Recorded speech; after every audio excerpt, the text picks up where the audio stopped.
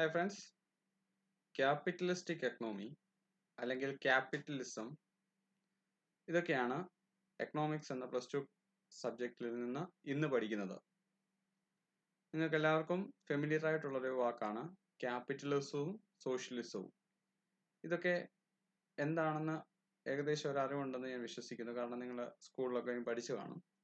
അപ്പോൾ ഇന്ന് ക്ലാസ്സിൽ നമുക്ക് ക്യാപിറ്റലിസത്തെ പറ്റി അതിൻ്റെ ഫീച്ചേഴ്സിനെ പറ്റിയും പഠിക്കാം. ആഡം സ്മിത്ത് എന്ന് പറയുന്ന ഒരു എക്കണോമിസ്റ്റ് ആണ് ഫാദർ ഓഫ് ക്യാപിറ്റലിസം എന്ന് അറിയപ്പെടുന്നത്. ക്യാപിറ്റലിസ്റ്റിക് എക്കണോമി നമ്മൾ ഫ്രീ എക്കണോമി എന്നും പറയുന്നുണ്ട്, അല്ലെങ്കിൽ ലേസസ് ഫെയർ ഇൻ ലാറ്റിനിൽ അതിനെ ലേസസ് ഫെയർ എന്നാണ് വിളിക്കുന്നത്. ഗവൺമെന്റിന്റെ റോള് വളരെ മിനിമം ഉള്ള ഒരു എക്കണോമിയാണ് ക്യാപിറ്റലിസ്റ്റിക് എക്കണോമി. ആ എക്കണോമിയുടെ മാർക്കറ്റാണ് അതിനെ ഡിറ്റർമൈൻ ചെയ്യുന്നത്, എക്കണോമിക് ആക്ടിവിറ്റീസിനെ ഡിറ്റർമൈൻ ചെയ്യുന്നത്. ഇതാണ് പ്രധാനപ്പെട്ട ഒരു കാര്യം ക്യാപിറ്റലിസ്റ്റ് എക്കണോമിയിൽ. എന്താണ് പ്രധാനമായിട്ടും ഗവൺമെന്റിന്റെ ഇന്റർവെൻഷൻസ്, ഗവൺമെന്റിന്റെ റോൾ വളരെ മിനിമം ആയിരിക്കും. മാർക്കറ്റിന്റെ ആക്ടിവിറ്റീസ് തന്നെയാണ് മാർക്കറ്റിനെ കൺട്രോൾ ചെയ്യുന്നത്. ഇവിടെ നോക്കിയാൽ ക്യാപിറ്റലിസത്തില് private individual has the freedom to undertake any occupation and develop any skill. ഓരോ വ്യക്തികൾക്കും സ്വകാര്യ വ്യക്തികൾക്ക് ബിസിനസ് ചെയ്യുവാനുള്ള ഫ്രീഡം കൊടുത്തിരിക്കുകയാണ് ഗവൺമെന്റ്. അങ്ങനെയുള്ള കൺട്രീസ് ആണ് USA, west Germany, Australia, Japan. ഇതൊക്കെയാണ് ഒരു നല്ല ക്യാപിറ്റലിസ്റ്റ് എക്കണോമി എന്ന് പറയുവാൻ സാധിക്കുന്ന രാജ്യങ്ങൾ.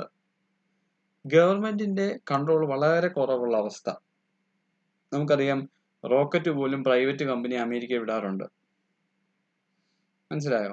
അപ്പം അവർക്ക് അതിനുള്ള സ്വാതന്ത്ര്യം വരെ കൊടുത്തിരിക്കുന്ന അവസ്ഥ, അതിനെയാണ് ക്യാപിറ്റലിസം എന്ന് പറയുന്നത്. ഇനി നമുക്ക് ഫീച്ചേഴ്സ് ഓഫ് ക്യാപിറ്റലിസ്റ്റിക് എക്കണോമി പഠിക്കാം. അപ്പോൾ നിങ്ങൾക്ക് ക്യാപിറ്റലിസത്തെ പറ്റി അല്ലെങ്കിൽ ക്യാപിറ്റലിസ്റ്റ് എക്കണോമിയെ പറ്റി അല്പം കൂടെ അറിവ് നേടാൻ സാധിക്കും. അതിലേക്ക് കടന്നു പോകാം. ഒന്നാമത്തെ feature private ownership of property and law of inheritance എന്ന് പറഞ്ഞാൽ എന്താണെന്നറിയോ? ക്യാപിറ്റലിസ്റ്റ് എക്കണോമിയിൽ അവിടുത്തെ ആളുകൾക്ക് അവരുടെ ലാൻഡ്, ക്യാപിറ്റല്, മെഷീന്, മൈൻസ് ഇതെല്ലാം അവരുടെ സ്വന്തമായിട്ട് കീപ്പ് ചെയ്യാൻ പറ്റും. അത് ഗവൺമെന്റ് വന്ന് അതിന്റെ മേൽ അവകാശവാദങ്ങൾ, ഇപ്പോൾ ഒരാൾ ഒരു കുഴി കുഴിച്ചപ്പോൾ അതിനകത്ത് എന്തെങ്കിലും വിലപിടിപ്പുള്ള വസ്തുക്കൾ കണ്ടാല് അതുകൊണ്ടേ ഗവൺമെന്റ് വന്ന് അതിന്റെ മണ്ടയ്ക്ക് കൈ കടത്തത്തില്ല. ഓക്കെ, അപ്പം ഇതെല്ലാം ഒരു പ്രൈവറ്റ് ആളുകൾക്ക് അവരുടെ അവകാശമായിട്ട് വെക്കാൻ പറ്റുന്ന രാജ്യങ്ങളാണവ. ഗവൺമെന്റിന്റെ വലിയ ഇന്റർവെൻഷൻസ് അവിടെ ഉണ്ടാകില്ല അവരുടെ പ്രോപ്പർട്ടിയുടെ മേല്. ആ ഒരു അവസ്ഥയാണ് ഒന്നാമതായിട്ടുള്ള ഫീച്ചർ. രണ്ടാമത്തെ ഫീച്ചർ എന്താന്ന് നോക്കാം. Freedom of choice and enterprise. ഇവിടെ എന്താന്ന് ചോദിച്ചാല്, ഓരോ പ്രൈവറ്റ് വ്യക്തികൾക്കും അല്ലെ ഓരോ വ്യക്തികൾക്കും ഓരോ സാധാരണക്കാർക്കും അവരുടേതായിട്ടുള്ള ബിസിനസ് അവിടെ തുടങ്ങാൻ പറ്റും. അതേപോലെ അവിടുത്തെ കസ്റ്റമേഴ്സിന് അവർക്ക് ഇഷ്ടമുള്ള സാധനങ്ങൾ മേടിക്കാൻ പറ്റും. ഉദാഹരണം പറഞ്ഞാൽ അമേരിക്കയിലൊക്കെ നമുക്കറിയാം അവരുടെ കയ്യിൽ തോക്ക് കൈവശം പിടിക്കാൻ പറ്റും. ഇന്ത്യയിൽ പറ്റുമോ? ഇല്ല. ഇന്ത്യയിൽ അത് ശക്തമായ റൂളുണ്ട്. അതേസമയം അമേരിക്കയിൽ ഒരാൾക്ക് അവരുടെ കയ്യിൽ സ്വന്തം സുരക്ഷയ്ക്ക് തോക്ക് കൈവെക്കാം. അപ്പം അങ്ങനെയൊക്കെ അലോ ചെയ്യുന്ന ഒരു ഫ്രീഡം അവിടെ ഉണ്ട്. അവിടെ നമുക്ക് കാണുവാൻ സാധിക്കുന്ന ഒരു കാര്യം, ഗവൺമെന്റ് അത്രമേൽ ചില കാര്യങ്ങളിൽ അവരുടെ വ്യക്തി സ്വാതന്ത്ര്യത്തിന്മേൽ കൈ കടത്തുന്നില്ല എന്ന് നമുക്ക് കാണുവാൻ സാധിക്കും. മൂന്നാമതായിട്ടുള്ള ഒരു ഫീച്ചറാണ് പ്രോഫിറ്റ് മോട്ടീവ് ആണ്.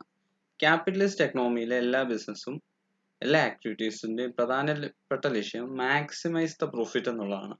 മാക്സിമം ലാഭം ഉണ്ടാക്കുക. അവിടെ വേറെ മറ്റൊരു ചിന്തയില്ല. അഡ്വാൻസ് നല്ല ടെക്നോളജി ഉപയോഗിക്കുക, നല്ല ലേബേഴ്സിനെ ഉണ്ടാക്കി നല്ല രീതിയിൽ പ്രോഫിറ്റ് ഉണ്ടാക്കുക എന്നുള്ളത് അവരുടെ ഒരു ലക്ഷ്യമാണ്. അത് ക്യാപിറ്റലിസ്റ്റിക് എക്കണോമിയുടെ ഒരു ഫീച്ചറായിട്ട് നമുക്ക് പറയാവുന്നതാണ്. ക്യാപിറ്റലിസ്റ്റ് എക്കണോമിയുടെ അടുത്ത ഫീച്ചർ എന്ന് പറഞ്ഞാൽ ഫ്രീ കോമ്പറ്റീഷൻ ആണ്. എത്ര ബയേഴ്സിന് വേണേലും ആകാം, എത്ര പേർക്ക് വേണേലും സെയിം സാധനം വിൽക്കാം, നോ പ്രോബ്ലം. ആരും ചോദിക്കാനും വരത്തില്ല, ഒരു ഗവൺമെന്റും ചോദിക്കാൻ വരത്തില്ല. നിങ്ങൾക്ക് നിങ്ങളുടെ കോമ്പറ്റീറ്ററിനെക്കാളും നല്ല പ്രൊഡക്റ്റ് സെയിം മാർക്കറ്റിൽ നിങ്ങൾക്ക് വിൽക്കാൻ പറ്റും. അത് ക്യാപിറ്റലിസ്റ്റ് എക്കണോമിയുടെ ഒരു സവിശേഷതയാണ്. അപ്പോൾ ക്യാപിറ്റലിസ്റ്റ് എക്കണോമിയുടെ അടുത്ത സവിശേഷതയാണ് പ്രൈസ് മെക്കാനിസം. ഇവിടെ ഗവൺമെന്റിന്റെ റോള് ഇല്ല. മാർക്കറ്റിന്റെ ഡിമാൻഡ് സപ്ലൈ, മാർക്കറ്റിന്റെ ആ ഒരു സ്വഭാവം അനുസരിച്ചാണ്, മാർക്കറ്റിൽ നടക്കുന്ന ആക്ടിവിറ്റിക്ക് അനുസരിച്ചാണ് പ്രൈസ് അവിടെ ഒരു പ്രൊഡക്റ്റിന്റെ നിശ്ചയിക്കപ്പെടുന്നത്. അത് പ്രത്യേകം ഓർത്തു വെച്ചുകൊള്ളണം. അടുത്ത സവിശേഷത എന്താണെന്ന് നോക്കാം. Inequalities of income. ഓക്കെ, ഇവിടെ എന്താ സംഭവിക്കുന്നതെന്ന് ചോദിച്ചാൽ ഒരു ക്യാപിറ്റലിസ്റ്റ് എക്കണോമിയെ സംബന്ധിച്ചിടത്തോളം ഇൻഇക്വാലിറ്റി ഉണ്ടായിരിക്കും. അതായത് ചിലർക്ക് അവരുടെ സ്ഥലം കാണും, അവരുടെ മൈൻസ് കാണും, അവർക്ക് അതിൻ്റെതായ റിസോഴ്സസ് കാണും, പൈസ കാണും. എന്നാൽ ചില ആളുകൾക്ക് ഇതൊന്നും കാണത്തില്ല. അതുകൊണ്ട് തന്നെ പാവപ്പെട്ടവർ വീണ്ടും പാവപ്പെട്ടവരാകി അവർ കഷ്ടപ്പെട്ട് ജീവിക്കണം.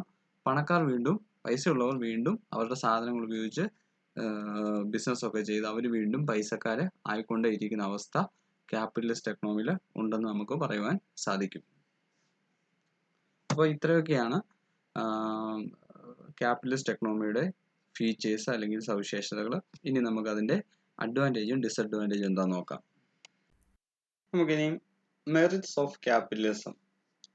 USA, ജപ്പാൻ, ഓസ്ട്രേലിയ അങ്ങനെയുള്ള കൺട്രികളെ നമുക്ക് നോക്കിയാൽ അറിയാം, അവരുടെ വികസനം വളരെ സ്പീഡിലാണ്, അല്ലെങ്കിൽ മറ്റുള്ള രാജ്യങ്ങളെ അപേക്ഷിച്ച് അവരുടെ സ്റ്റാൻഡേർഡ് ഓഫ് ലിവിങ് ഹൈ ആണ്.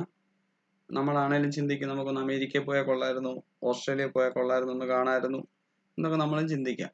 അപ്പം നമുക്ക് എന്തായാലും അവർക്ക് കുറച്ച് മെറിറ്റ്സ് കാണും, അവരുടെ ആ ഒരു എക്കണോമിക് സിസ്റ്റത്തിന് എന്തെങ്കിലുമൊക്കെ പ്രത്യേകതകൾ കാണും.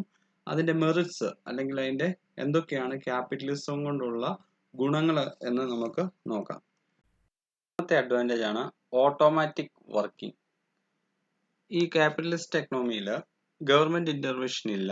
പ്രൈവറ്റ് പാർട്ടീസ് തന്നെയാണ് ബിസിനസ് ചെയ്യുന്നത് അല്ലെങ്കിൽ അവർ എക്കണോമിക് ആക്ടിവിറ്റീസ് നടത്തുന്നത്. അതുകൊണ്ട് തന്നെ അതങ്ങനെ ഓട്ടോമാറ്റിക്കായിട്ട് റൺ ചെയ്തു പോകുന്നു.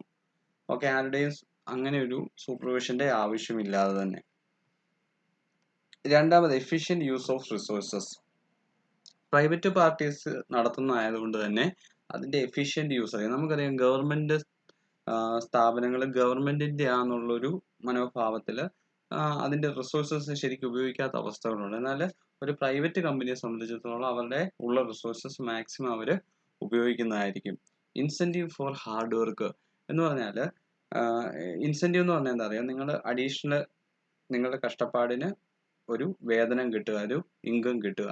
അപ്പോൾ ഇൻസെന്റീവ് ഫോർ ഹാർഡ് വർക്ക്. ഞാൻ പറഞ്ഞു ക്യാപിറ്റലിസ്റ്റ് എക്കണോമിയിൽ വളരെയധികം ലാഭം നേടുന്ന ബിസിനസ്സുകളായിരിക്കും. അപ്പോൾ അവർ കഷ്ടപ്പെടുന്നതനുസരിച്ച് അവർക്ക് അവരുടെ ലാഭവും കിട്ടിക്കൊണ്ടേയിരിക്കും. നാലാമത് എക്കണോമിക് പ്രോഗ്രസ്. എക്കണോമിക് പ്രോഗ്രസ് എന്ന് പറഞ്ഞാൽ വളരെയധികമായിട്ട് അവരുടെ റിസോഴ്സസ് യൂസ് ചെയ്യുന്നത് കൊണ്ട്, അല്ലെ അവർ നല്ലതായിട്ട് സേവ് ചെയ്യുന്നത് കൊണ്ട് അവരുടെ ആ ഒരു എക്കണോമി വളർന്ന് വരാം. നമുക്കറിയാം ജപ്പാനൊക്കെ എന്ത് പെട്ടെന്നാണ് അവർക്കൊരു സുനാമി അടിച്ചാലും അല്ലെങ്കിൽ വളരെ കഷ്ടങ്ങളിൽ നിന്ന് നമ്മൾ പെട്ടെന്ന് ഉയർത്ത് വരുന്നതായിട്ട് നമുക്ക് കാണാൻ പറ്റും. എക്കണോമിക് പ്രോഗ്രസ് ഉണ്ട്. അതേപോലെ കൺസ്യൂമർ സോവറിനിറ്റി ഉണ്ട്. എന്ന് പറഞ്ഞാൽ കൺസ്യൂമേഴ്സ് ആണ് അല്ലെങ്കിൽ കസ്റ്റമേഴ്സിന് അവിടെ വളരെയധികം മൂല്യമുണ്ട്. നമുക്കറിയാം പലപ്പോഴും അമേരിക്കയിലൊക്കെ ഒരു പ്രൊഡക്റ്റ് മേടിച്ച് നമുക്ക് കുറേ അധികം ചിലർ എൻ്റെ ഒരു കൂട്ടുകാരൻ പറഞ്ഞിട്ടുള്ള സ്പ്രേ മേടിച്ച് ഇച്ചിരെങ്കിലും അടിച്ച് നമ്മൾ കുറച്ചൊക്കെ അടിച്ച് നോക്കിയിട്ട് തിരിച്ചു കൊടുക്കാൻ പറ്റും. നല്ല കൺസ്യൂമേഴ്സ് നല്ല വാല്യൂസ് കൊടുക്കുന്ന ഒരു സിസ്റ്റമാണ് അവരുടേത്. Development of new technology. നമുക്കറിയാം ഒരുമാതിരിപ്പെട്ട ന്യൂ ടെക്നോളജി ജപ്പാന്റെ മെയ്ഡ് ഇൻ ജപ്പാൻ എന്ന് പറഞ്ഞാൽ ആരാ മേടിക്കാത്തത്? എല്ലാം നല്ല ടോപ്പ് ക്വാളിറ്റി, ടോപ്പ് ഇന്നോവേഷൻസ് ആണ് അവർ ഉപയോഗിക്കുന്നത്. ഓക്കെ, ഇതൊക്കെയാണ് മെറിറ്റ് ഓഫ് ക്യാപിറ്റലിസം. ഇനി ഡിസഡ്വാൻറ്റേജസ് ഓഫ് ക്യാപിറ്റലിസം ആണ് നമുക്ക് നോക്കേണ്ടത്. അവസാനമായിട്ട് ഡിമെറിറ്റ്സ് ഓഫ് ക്യാപിറ്റലിസം, അല്ലെങ്കിൽ എല്ലാ കാര്യത്തിനും അതിൻ്റെതായിട്ടുള്ള മോശം വശങ്ങളും ഉണ്ട്, അതാണ് നോക്കുന്നത്. Concentration of wealth and income. ഈ കോൺസെൻട്രേഷൻ എന്ന് പറഞ്ഞാൽ പ്രൈവറ്റ് പാർട്ടീസ് അധികമായിട്ട് പൈസയുള്ളവർ, അധികമായിട്ട് റിസോഴ്സസ് ഉള്ളവർ അവർ വീണ്ടും വീണ്ടും പൈസ ഉണ്ടാക്കിക്കൊണ്ടേയിരിക്കും. ഓക്കെ, പൈസ എല്ലാം അവരുടെ കയ്യിലായിപ്പോവും. പാവപ്പെട്ടവർക്ക് ഒന്നും കിട്ടാത്ത അവസ്ഥയിൽ വരും. കാരണം ഗവൺമെന്റിന്റെ അത്രയുള്ളൊരു റൂളിങ് കുറവുമാണ്. രണ്ടാമത് വേസ്റ്റേജ് ഓഫ് റിസോഴ്സസ്.